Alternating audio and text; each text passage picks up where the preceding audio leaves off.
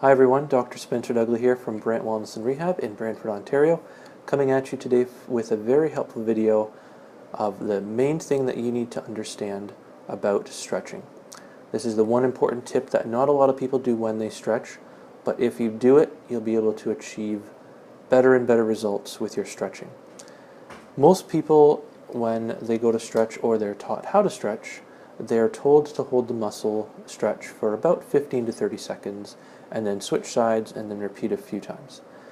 Now that's fine, and you're going to experience some results with that and maybe some relief from some of the tight muscles you might have, but in order to truly make a difference in the muscle fiber tissue at a cellular level, you need to hold the stretch for 1 to 2 minutes, preferably towards that 2-minute mark.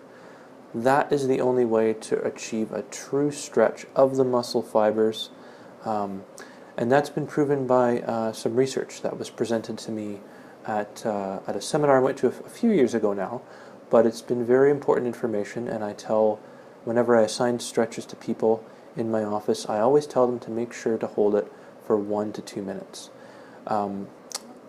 Our muscles are like elastics, and I have an elastic here and I want to demonstrate this. If you have a tight muscle, basically what's happening is that the muscle is not allowed to move. It's, for whatever reason, can't move through its full range of motion. So a typical muscle, if you're stretching it, has a range of motion that expands and contracts as such.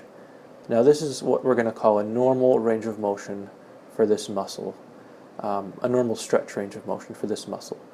Now, if a muscle gets injured or there's some kind of stress on it or strain, and there's a lot of tension in it and scar tissue, then the muscle can only move a little bit when you go to stretch it.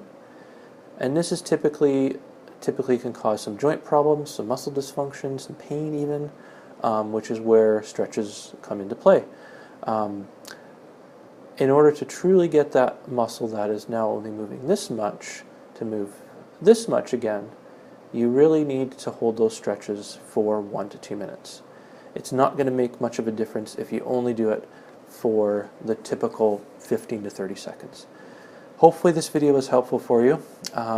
If you have any questions about it, please feel free to comment below, or if you'd like to learn how to stretch a particular muscle, comment with that below as well, and maybe I'll be able to make a video about that.